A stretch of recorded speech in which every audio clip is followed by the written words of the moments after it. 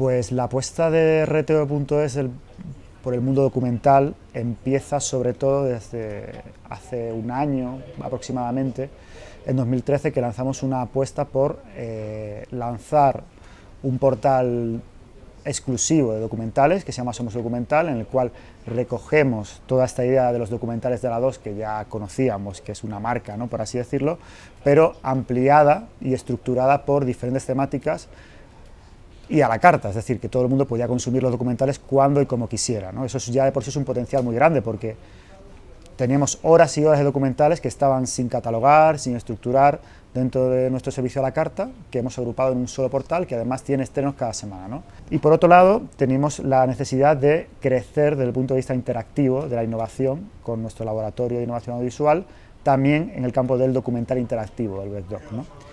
Esta línea ha incluido tanto webdocs de producción propia, con gente de aquí de Televisión Española, y por otro lado también coproducciones, con gente del mundo del documental que quiere acercarse al documental interactivo y que colabora con nosotros para hacer, pues, documentales un poco de producción mixta, de tal manera que cumplimos un poco las dos misiones: por un lado, recuperar o realzar la labor que se hace de documental aquí en Radio Televisión Española, en programas que a lo mejor no tienen tanta visibilidad o que se emiten en horas así como de alta madrugada, por así decirlo, y le metemos una capa interactiva, de interacción y de modernización. Y por otro lado también hay potenciar el sector documental español con una nueva oferta de ayudas y de coproducción, que sería el documental interactivo.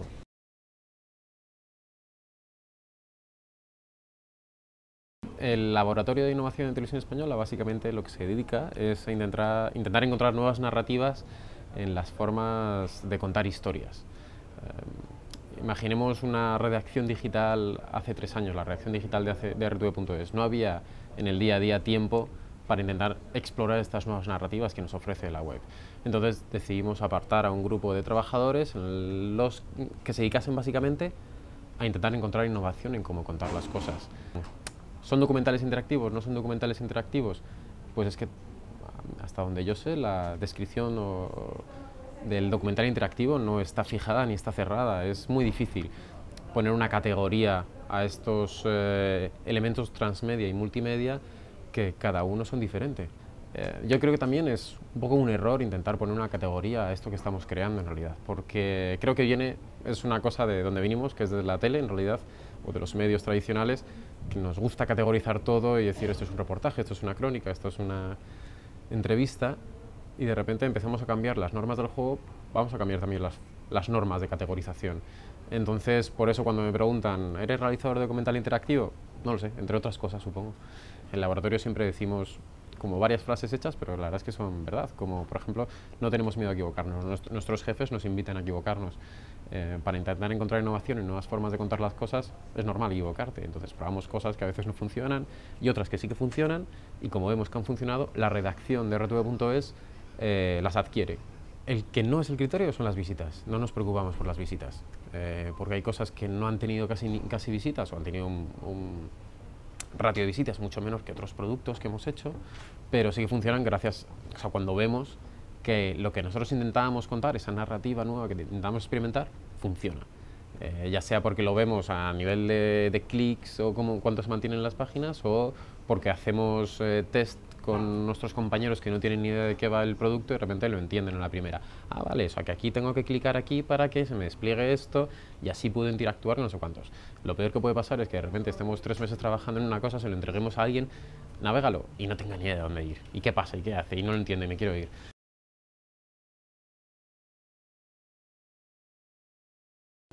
Pues la principal diferencia a la hora de construir el guión, ¿no?, entre una historia lineal y una historia interactiva, es que en las lineales nos basamos básicamente en la historia, en la construcción de la historia y en su resolución, desde el principio hasta el final.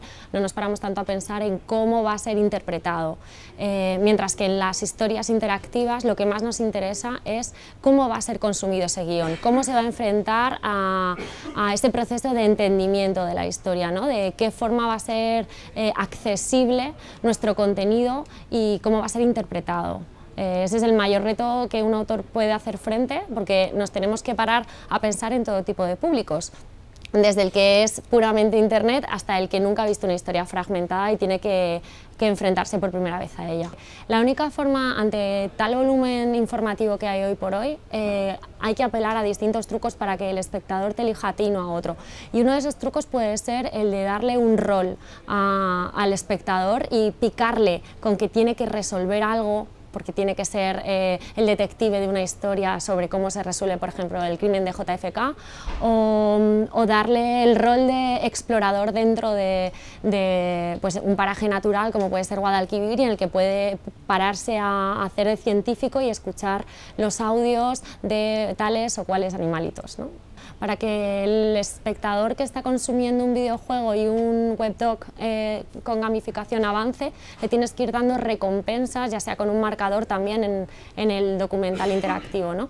Se diferencian obviamente en que el resultado que obtiene real, no el enganche, sino el real, es ficción o es realidad, ¿no? Puedes sumergirte en el conocimiento de una historia o simplemente entretenerte.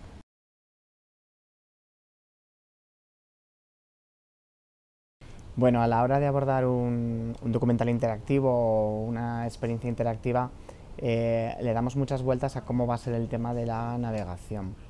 En principio, el usuario, cuando se enfrenta a cualquier interactivo, tiene que pasar lo que se llama una curva de aprendizaje, es decir, un tiempo en el que previamente al consumo de contenido, a ese planteamiento, ¿no?, que haríamos en el documental tradicional, tiene que perder un poco de tiempo entendiendo qué es lo que va a hacer. Si esa curva de aprendizaje es muy grande, puede ser que abandone directamente el interactivo y ni siquiera se sumerja en los contenidos, ¿no? Entonces, investigamos cuáles son los mejores modos de navegar el interactivo o el documental, ¿no?, para que esas curvas sean mucho más pequeñas, ¿no? En general, nuestra experiencia es que cuanto más simplificado sea la interfaz que tú planteas, eso es mejor y va, digamos, en redundancia, o favorece más a la creación del contenido, a que el contenido te llegue más rápido y sea mejor. Porque ¿qué es lo que ocurre cuando tú te enfrentas por primera vez a un interactivo? Que no te les ninguna ayuda y lo que haces es clicar. Tu pulsión es clicar, y si no lo entiendes muy rápido en lo que haces, abandonas las experiencias. El que puedes construir múltiples capas sobre algo que no puedes hacer en un lineal, porque el lineal va completamente dirigida a tu mirada. O sea, eliges una porción de la realidad y sobre esa porción de la realidad estás haciendo tu documental. Con la interacción, esa mirada se puede expansionar, porque además nosotros empezamos a pensar que el objetivo de un documental en general, no tiene por qué ser así, ¿no? Hay muchos tipos, obviamente, pero todos siguen los modelos clásicos narrativos. Tienes un planteamiento, un nudo y un desenlace, y cuentas una historia. En el interactivo estamos viendo que eso no se cumple y que lo que nosotros ofrecemos es una experiencia, y eso cambia completamente la manera. O sea, yo te ofrezco la experiencia de vivir un Guadalquivir, o te ofrezco la experiencia de saber qué le pasa a Kennedy, un instante, pero no te ofrezco el relato completo de la historia, que también está, pero los usuarios en general no consiguen todavía llegar a ese nivel. Entonces, lo que estamos viendo es que lo que nosotros hacemos con los interactivos, o los documentales interactivos, lo que hacen es vender una experiencia.